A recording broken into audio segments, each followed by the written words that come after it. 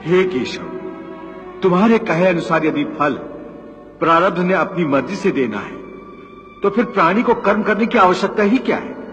कर्म करने की आवश्यकता क्या है, ये जानने से पहले ये तो जान लो कि प्रारब्ध क्या है, प्रारब्ध कैसे बनती है। हे केशव, प्रारब्ध क्या है उसे जानने में क्या मुश्किल है?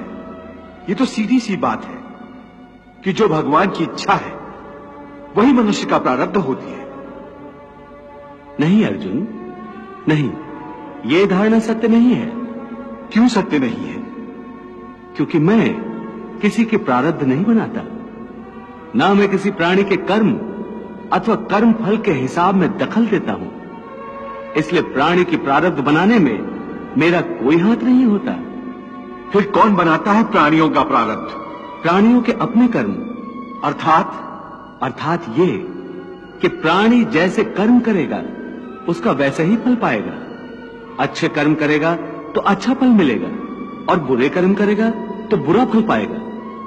यही जो प्राणी के अच्छे बुरे कर्मों के अच्छे बुरे फल का हिसाब है, इसी को प्रारब्ध कहते हैं। अपने पुण्य कर्मों के फलस्वरूप सुख और अपने पाप कर्मों के फलस्वरूप दुख प्राणी को इसी जन्म में या अपने अगले जन्म में भोगना ही पड़ता है, वो टल नहीं सकता। इसलिए अकर्मण्य हुए बिना निरंतर अपने धर्म के अनुसार कर्म करते जाओ और मन में यह पक्का विश्वास रखो कि जिस नियत के साथ तुम कर्म करोगे उसी नियत के अनुसार तुम्हें फल अवश्य मिलेगा।